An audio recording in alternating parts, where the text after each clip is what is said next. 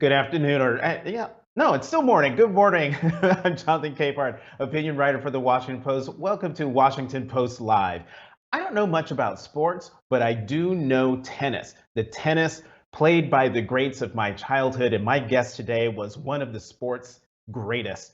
She won 39 Grand Slam titles, 20 career wins at Wimbledon. She's the first female athlete to receive the Presidential Medal of Freedom. She is a longtime trailblazer in the world of professional sports and social justice. She is a champion for equality, including her work on LGBTQ plus efforts for several decades. And today, she is the author of All In, an autobiography. You see her there. She is Billie Jean King. Billie Jean, welcome to Washington Post Live. Thank you, Jonathan. Thanks for the great introduction. Squeeze me.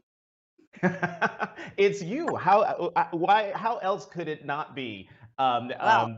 a terrific introduction? So listen, Billie Jean, your book is nearly 500 pages and covers so many elements of your life. But this isn't your first autobiography. You published one in the early 1980s. Why did you decide to take another crack at telling your story? Why now?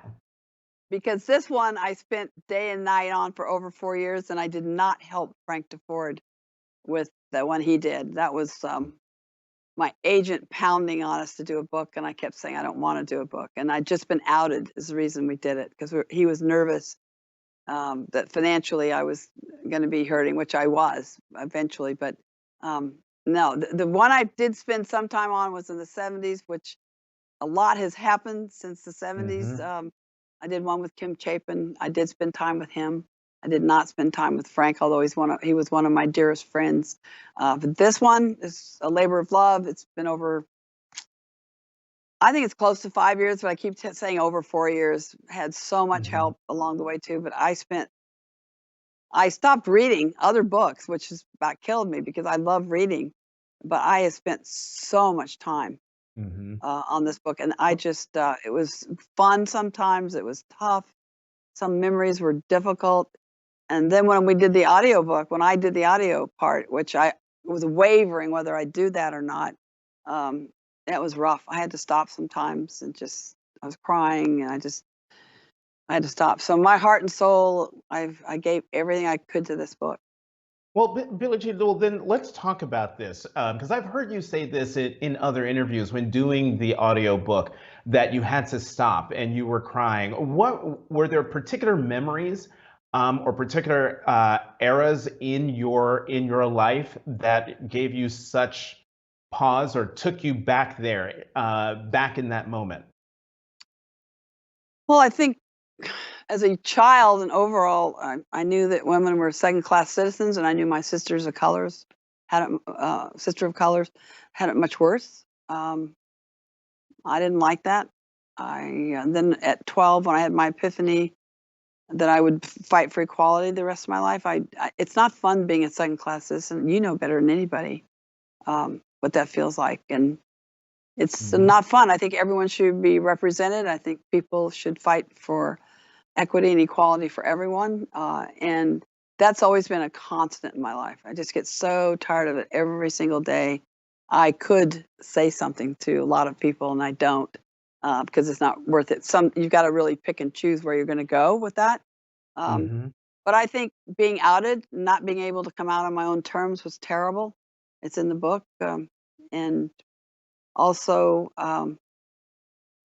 going through my eating disorder. I try to decide how much of that am I going to talk about. Am I going to talk about it at all? And I thought I have to. I mean, that was a big part of my life as well, and I think it probably helped me more than anything. And I have met so many people with eating disorders. I meet people with mental health challenges, which is very big in the news right now with Naomi Hmm. Osaka and Biles and everyone. So um, I just thought, it was really hard to relive those moments sometimes.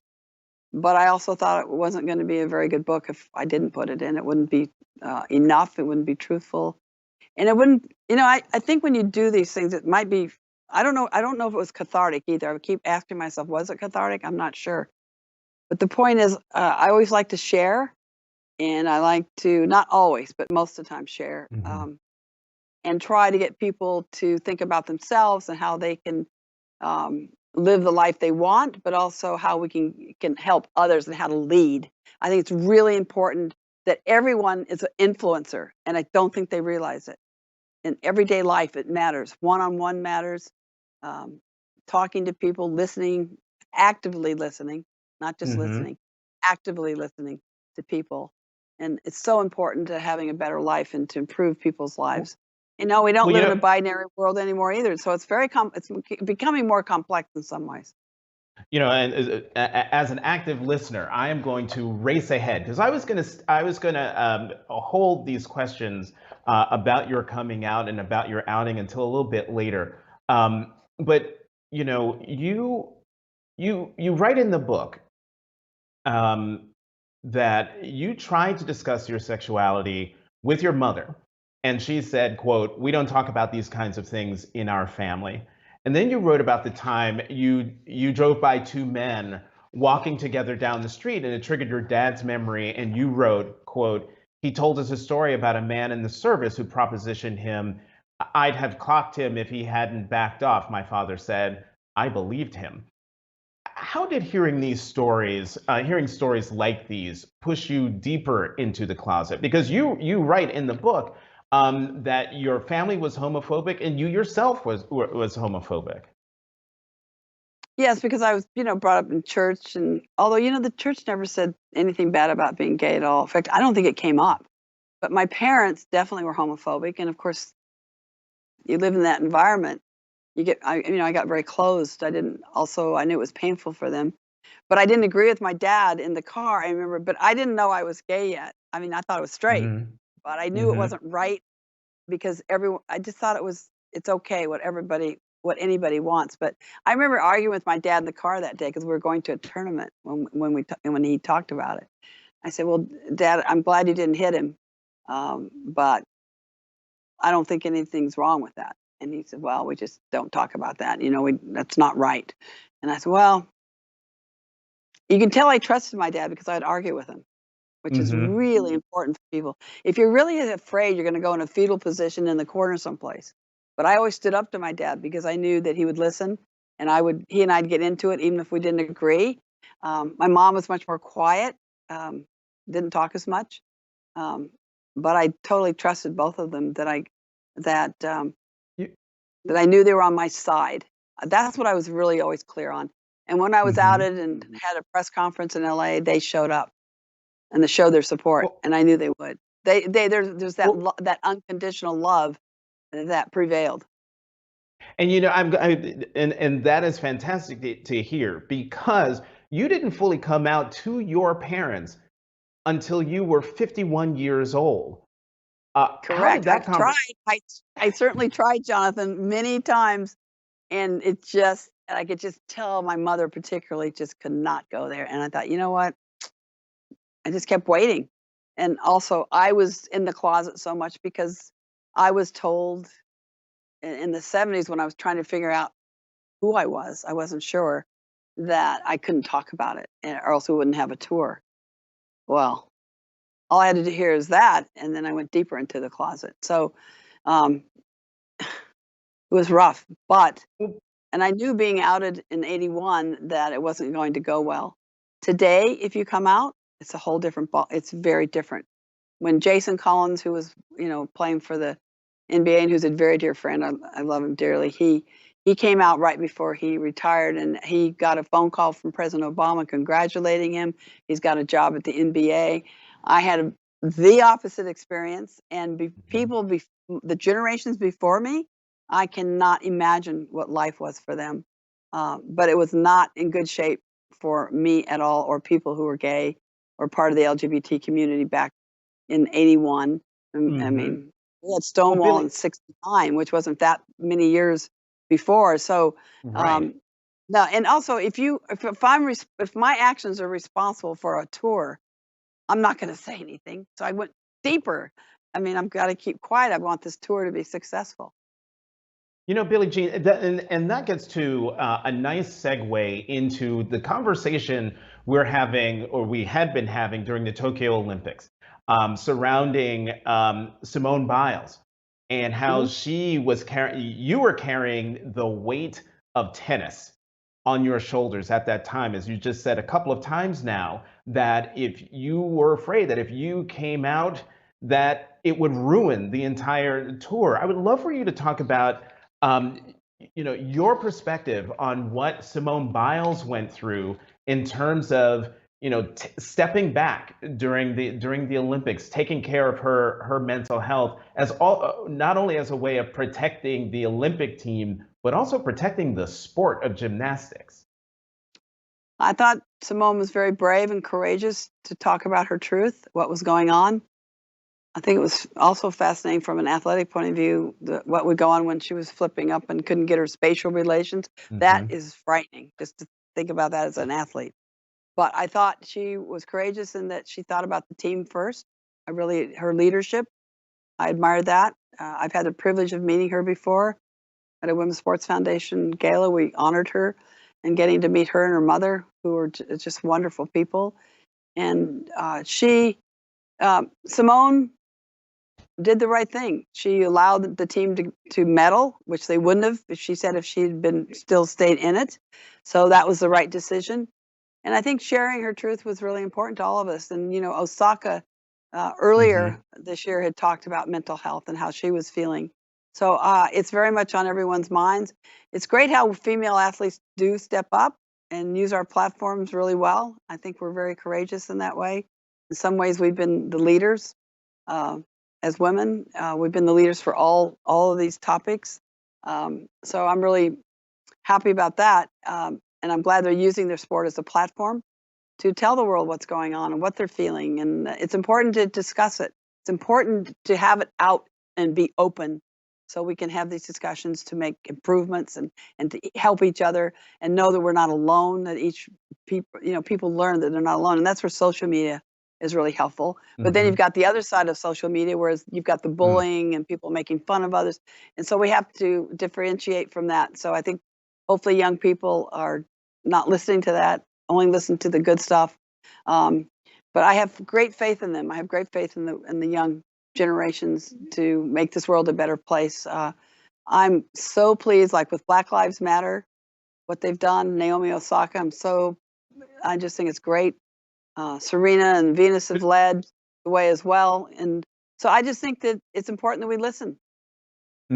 Billie Jean, you've mentioned her three times now. Osaka, you're talking about Naomi Osaka. I've seen your Yes. quotes about her. You think she is all of that. Have you had a chance to talk to her I've at all this summer? Not very much. We've texted, and I know her agent really well. I've talked to him. I try to stay out of the way. I'm an older player. I try to stay out of their way unless I really. But she and I have texted back and forth for a long, long time now since she first started speaking out. Coco Gauff, when she spoke out, I've texted her to tell her how proud I am of all of them just using our platform of tennis and sports to make this world a better place and to lead. I love it. So, and I think Simone's done the same thing, and a lot of young people. So with Naomi Osaka, you've been texting back and forth, and I know you just said you want to stay out of the way, you don't want to get, but you have, you were in the vanguard, you were at the forefront. What advice have you given Naomi Osaka, or if you don't want to go there, what advice would you give young athletes in particular, but young people in general, about how to deal um, with the notoriety, with the fame, with the pressure that comes with being a part of sports? Well, first of all, I think our sports have to teach them when they're young what it means to be a professional athlete or be at the top or Olympic athlete. I think they're not. You're not just an athlete that goes out and performs as an athlete. You have other obligations. So that's very important that we explain that. Also, to get help. The first and most important thing in this world is to take care of yourself. That's what I've told Naomi. Whatever you need, make sure you do it. I am a very big believer in therapy. I've had a lot of psychotherapy, and it changed my life and has made me so much happier emotionally. I cannot tell you how much it's helped me in my life to feel free and to just not have these psychological burdens because you carry these things in all of your body, not just parts of your body, all of your body. So I just think it's important for them to take care of themselves, but I also think that we need to do a better job of explaining what it means to be a professional athlete or a top athlete, because part of the obligation, I think, of being an athlete is talking to people like you, Jonathan. I think it's important as an athlete that we have this privilege, we have this platform that very few people will ever experience. And I want to make this world a better place. And I think communicating is one of those ways. And I think it's important. We have an obligation. The reason these athletes make all this money is because of the media content, talking with the media, using your own social media now today. But it's really important to share your stories with the world, and you're not going to have that without people like you talking to you or doing other things. And what they say, well, I can do it through just social media. Well, I think that's very myopic. I wouldn't do that. I think it's important that you share your story with the media. They also have a job. When I would go to a press conference, excuse me, when I was playing, I would look at each person there and knowing that that's the way they're making a living, and I'm making my living here. And it's really important to connect. And it's very important to connect with the fact that this is their job. It's not that easy either to walk into a room and have to face us. But I think athletes need to know, and every human being needs to know, that you're not alone, that people have these feelings, and to get some help. Billie Jean, we over the last few years, particularly with Colin Kaepernick taking a knee and other athletes taking political stands or stands on social or cultural issues, how do you feel about that? About athletes using their platforms to express their opinion or an opinion about what is happening in the country? Well, people are always asking us our opinion, but I remember telling a journalist one day, they asked me my opinion on something. I said, I have no idea, because I don't know everything. Just because I'm an athlete doesn't mean I know that much about everything. But I think on social issues, I think it's fantastic. The NBA, the WNBA, I think what Kaepernick, people did not understand what he was doing, but he definitely had the right to do that. He was not against the military. He was about social justice and inclusion. I mean, it was so obvious to me, but the world went cockeyed with it and didn't get it. And I would have been for him. I think Kaepernick has a right to do. I probably wouldn't have done it quite the way he did, but he had every right to do that, to kneel, and it's fine. It's like he's not physically hurting anybody, and I think it's good to talk about these issues. I think it's good to get them out in the open. But I think Billie Jean, the one thing I don't understand is why he hasn't had a chance to working in. But he took a big check, I think, from the NBA, didn't he? Is that correct? I think he took a check. I think he took. What I understand is he took a check close to $35 million from the NBA. But I really wanted to see if he could play again, personally.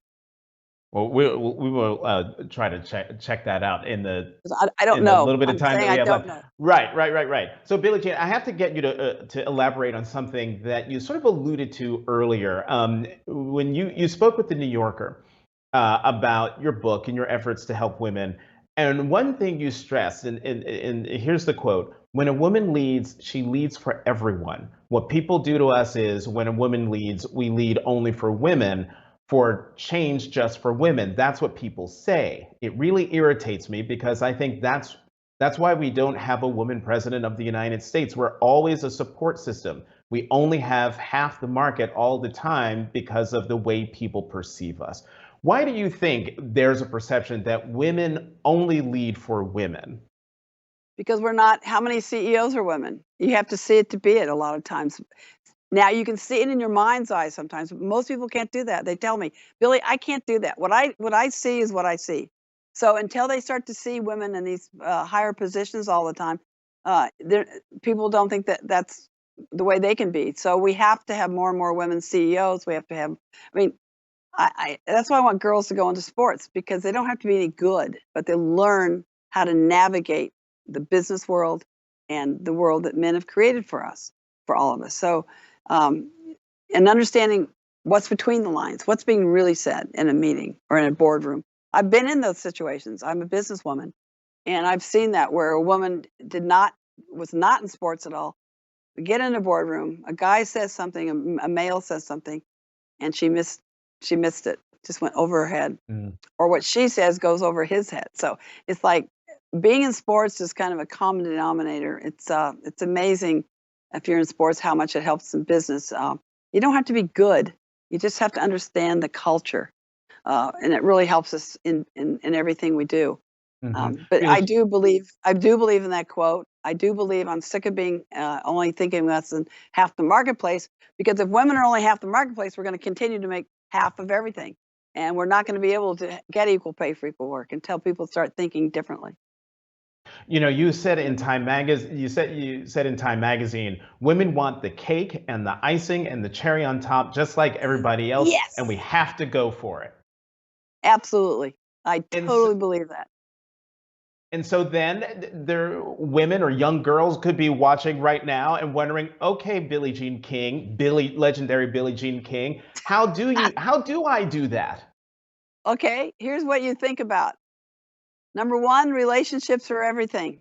So learn to connect. You usually get your first job because of somebody you know. Okay? Connections. I mean, Jonathan, how did you get your first job? Oh, Do you please. remember? Yeah. Oh, I absolutely remember. I remember almost every single person who made a decision or took me under their wing that got me to where I am. I Correct. agree with you 100% on that. Also, women follow the money just like the boys, okay? Make a lot of money, be a billionaire or multimillionaire, and then go into nonprofit, okay? And work. Do not directly go into nonprofit. Women are taught to go into nonprofit right away. You don't make enough money. Now, if you still want to do it, that's fine, because I think you've got to follow your heart and mind. But just think about this. We're always taught and we're encouraged to go into places where we make very little money. And so, first of all, we need to get equal pay for equal work. That's major. That'll help the most. But follow the money. Think about how you can create money and how you can create what you want, and know that it always goes with relationships. You know, I'll talk to artists sometimes, like in music or art, and they go, "Ah, I don't want to get into the business side. I just want to paint, or I just want to do my music." And you'll talk to rock and roll groups like this. I go, you have to understand the business. That's why I want athletes to understand the sports business, and they don't. So it Mm. really helps. I've been on both sides. I've owned tournaments, leagues, teams, and I'm telling you, it really has helped my leadership when I was trying to help change women's tennis. Okay, I understood both sides of the story. So understand the business and keep learning how to learn, and also be a problem solver and an innovator. Hmm. Billie Jean, That's major. we've got 5 minutes left, and I got to squeeze in a bunch more questions. Okay, we'll do You quick have been ones then. critical. You've been critical of the launch of a new labor group started by men's tennis star Novak Djokovic. Um, the Oh, Professional Tennis Association says they want a bigger voice in tennis, but women were initially not part of the leadership. You said they only talk about women if they're pushed. In 2021, how discouraging is this for you? it's not. I've talked with them. They know they need women, so we've already going to see change in that organization already. Um, I wasn't that upset with them, and I always think it's important to talk to people. So I've already talked to them. I think they're going in the right course. They're going to have more women involved. I don't know how it's going to play out because we have a WTA, the Women's Tennis Association, and the ATP. Those are the two voices we've had before. I've always wanted the association to be together. Maybe this association will. I don't know, but I've talked since that quote, and we've had some great talks. So we'll see what happens. Um, well, Billie Jean, things have come full circle in your life. You got together with your now wife, Ilana Kloss, Mhm. back in 1987 while you two played doubles together. You two were married in 2018, so a year after Nick and I got married. So welcome to the Thank you. club. Actually, When Lana you and I've been to. Actually, Lana and I have been together 42 years. Okay, I think fine, you 41 or win. 42. 42, I think. Yeah, 42 years we've been together. But we did wanna 40 get married. Mayor Dinkins was such a oh, I just loved him so much. He was the Oh, yes, 106th he was a mayor of great, New great York man. City, and his wife, Joyce. It was so wonderful, and he's got David Jr., Donna. He's got great kids. Anyway, he used to always tell Lami, "If you ever get married, you gotta let me marry you." And so we said, we promise if we ever do. So he says, well, come on, I'd love to marry people. So when Mhm. we were ready to do this and we did it privately, we wanted to do one thing in our lives that was totally private. And this was it. Oh, it was so nice. And we called up Mayor Dink and said, we're ready. And he goes, all right. So we made it easy on him. We went over to his apartment. He and Joyce, Mhm. so it was just beautiful, and we're so happy, and he was just oh, I was just so happy that day, and I love that guy so much. Mayor Dinkins Yeah. is one of my all-time favorite guys. And Mayor Dinkins was a huge tennis fan. He played tennis a lot, and also I know he loved to marry people because a friend of mine asked me to ask him to marry him and his girlfriend, and Mayor Dinkins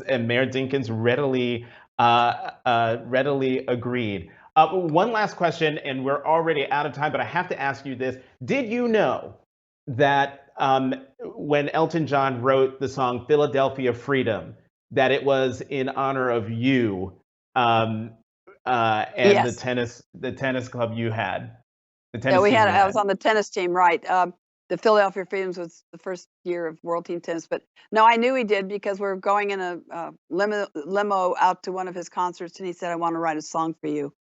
And I went, "What?" And I was like, I didn't hear you right." And he said, "No, I wanna write a song for you." And he said, "What are we gonna call it? What are we gonna call it?" Well, he'd been coming to matches. I got him a uniform made from Ted Tenling, made him the men's uniform, and he used to sit on the bench and yell and scream. So he had experience of this, and he said, "Well, how about when he said, 'How about the Philadelphia Freedom,' name?" I said, "Oh my god, that'd be the best gift you could give to the people of Philadelphia. If you would do that, that would be awesome." It became number one, crossed over into R&B, became number one in R&B. He was so happy. We have such a great. I Yeah. mean, he's a wonderful man. He and David. Billy It's great.